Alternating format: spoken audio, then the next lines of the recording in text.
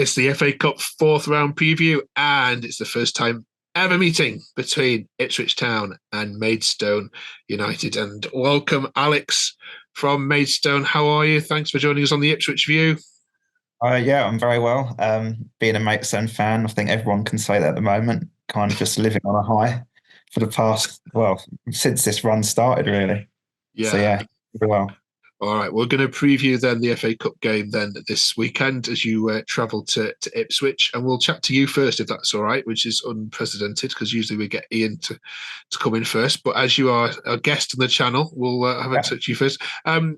You're bringing, is it just close to 4,000? Is that right? I think it's 4,500 we've got. Yeah, and we Wow. sold that out on Saturday as well. So yeah, it's going to be a full house in the Maidstone lot. Right. Okay. Iain, do you want to give any Portman Road advice to the travelling Maidstone fans watching this? I think the key one is it's a cashless stadium, so don't try and spend cash. It's all contactless. But no, I mean, to be honest, it's a very good family atmosphere. So your fans can come here, wear their colours with pride, and they'll get nothing but a big warm welcome from the Ipswich fans. So yeah, you don't need to worry about that. So Good stuff. The main thing we're worried about is parking. But I'll take you near the ground. You'll be okay. good. All right, talk us through then, Alex, this Maidstone journey then, because I mean you've gone through all the qualifying rounds.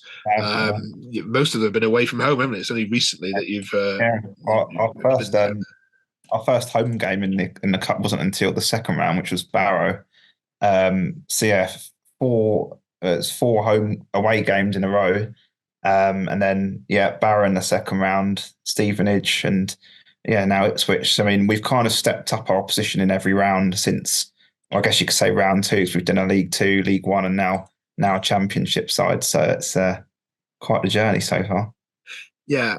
Is it fair to comment? And I'm sorry to be horrible, but the recent form coming into this isn't the best. You've had two losses, one of which to Havant and Waterlooville, right at the bottom of your own league.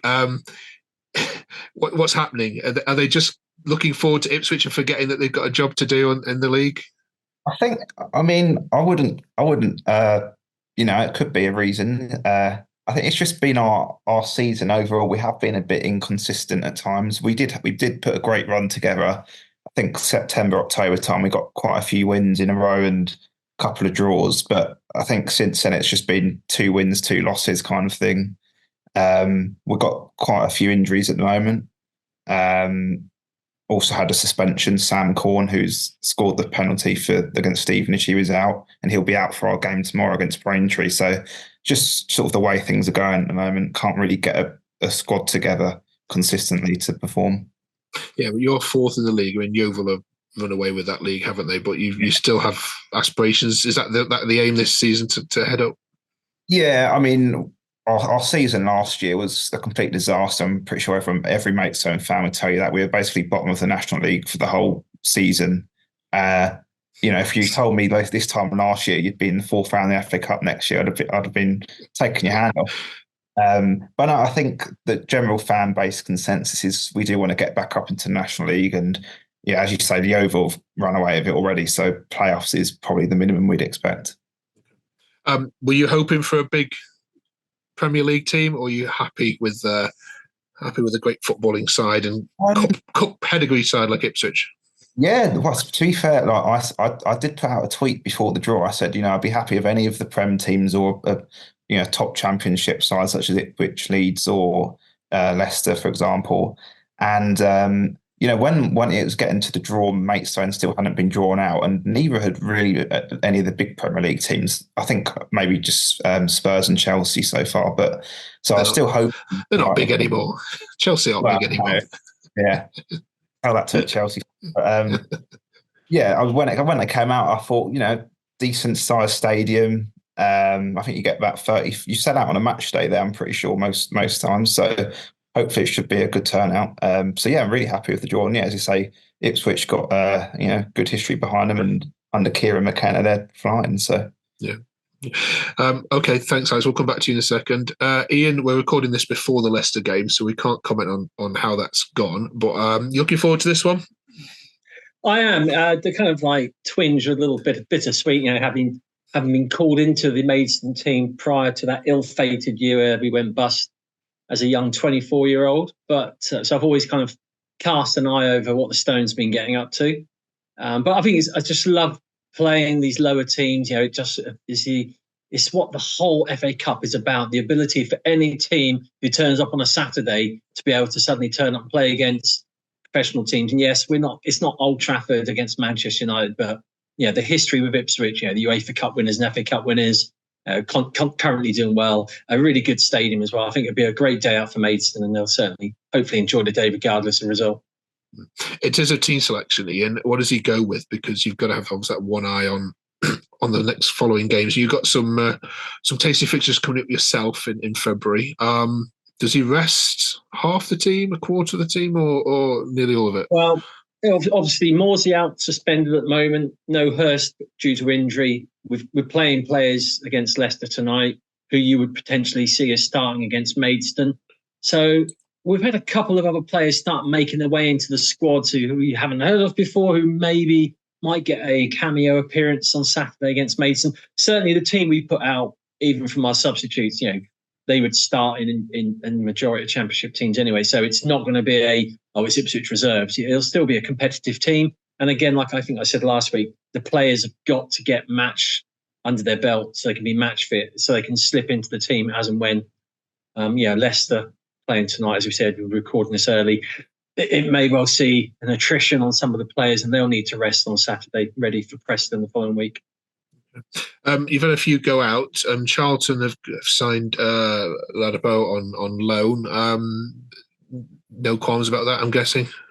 Yeah, he dropped down the pecking order quite quickly. He had the opportunity against Wimbledon in the third round of the Cup to really make a presence, and he had a poor performance, and I think that maybe cemented McKenna's thinking about where the hierarchy and the pecking order was in strikers. Freddie's from the Charlton area, so for him it's a chance to go home. I think he's got family play at Charlton already, so he's happy with the move. He's out of contract at the end of the year. Potentially see this as a kind of gateway for him to set up a contract for next year with Charlton, which probably going to get relegated. Sorry, Charlton fans, but or even not. I mean, they're staying in League One, so I mean he'll be playing in League One next year. He'll be a good goal scorer at League One level. And I think a couple of weeks ago you talked about the importance of signing wing backs, and then Marvin Johnson is a name which has cropped up in potential talks. Is that somebody you'd rate and could see improving this Ipswich side? It's just an interesting one. He's 31, 33. I've got 33, I think. Yeah. 33. He's on a fairly decent wage at Sheffield Wednesday. I don't think they're that keen to let him go, but with Caden Jackson going back into the number 9 role, it doesn't leave us maybe the depth we wanted at the right wing, the wing back area. I know we've brought in, Samantha from Brighton. We've still got Amari Hutchinson, but in McKenna we trust, and let's hope that's all just a smokescreen to us doing a double pounce on maybe Gallagher and Jay Stansfield. We'll see. Alex, let's go back to you then. Talk us through the players that Iain and the Ipswich Tractor Boys should watch out for then this weekend. Well, obviously you got Sam Corn on the penos.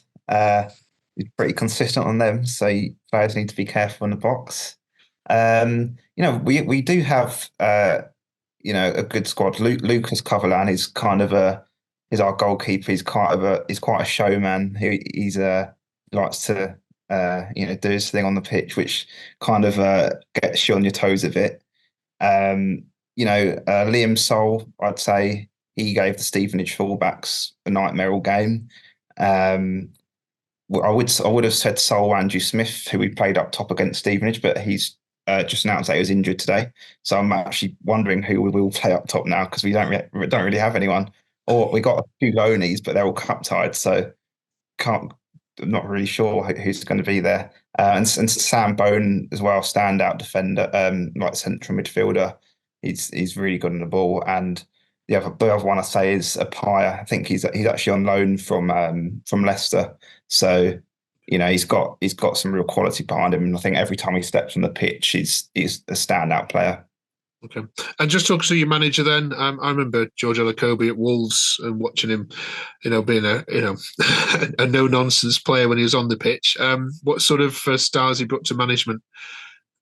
Well, when George came in, so I think he came in February last year. I mean, we were already relegated at that point, pretty much, and he got some tough time from the fans because I don't think he won a league game in his tenure for that season. So when he got the full year, the full time appointment, I think a lot of people were kind of questioning that, and myself included at the time. But I think what you got to remember is the team he inherited. I think half the players had kind of already checked out from the season, probably signed deals with other clubs and were already going to be on their way. But yeah, this season, I mean, he's completely quieting the haters, if you want to say that. He's I'll say our league form, it's not been the most consistent, but we're still up there in and about the playoffs. And this great cup run, it's our longest cup run in history, even when you go back to the pre-reformed side. So no complaints from me. Yeah. Okay. Alex, final question then. Do you stand any chance of getting a result at Portman Road? You are playing, probably with the exception of Southampton, one of the best footballing sides in the Championship this season. Do you give yourself any hope? I mean, I've asked myself that question ever since the second round and proven myself wrong each time. Like you say, I mean, Ipswich, like Kieran McKenna's done a fantastic job there, right? So we're not expecting it to be anywhere near the level of the Stevenage or the Barrows we come up against. It's going to be, pace is going to be a lot faster. It's the FA Cup. Anything can happen. I'm not going to go up to Ipswich expecting a loss, but not until the whistle blows anyway. But we'll see. We'll see. Okay. All right. And just finally, Iain, to you, you're going to hate me for this, but it keeps being written in forums. If I just say the words Crystal Palace, Roy Hodgson, and the word sack, are you getting any more worried about the inevitable call? I'll crowdfund to keep Hodgson in job. I don't think like I said before, I don't think he'd even go if the job was available. I think there are other options to him. So we're quite happy McKenna will be here come the end of the season. So. Right. Shall we get some score predictions from you both then? Be kind, Iain. Ipswich, Maidstone. Iain, you go first. Joe, we went to Barrow a couple of years ago in the FA Cup and we got beat 2-0, so anything can happen. I think we've got a decent kind of second string. I know that Maidstone have got a great team, but they've got a couple of injuries and a suspension that's really going to hit them. Yeah, I can't see us conceding. I think it's going to be 3-0 to Ipswich. But for Maidstone, just come here. You've got nothing to prove. Just kind of relax and enjoy the game. And whatever happens, hopefully you'll take away a fair amount of cash in the back pocket to keep the club afloat.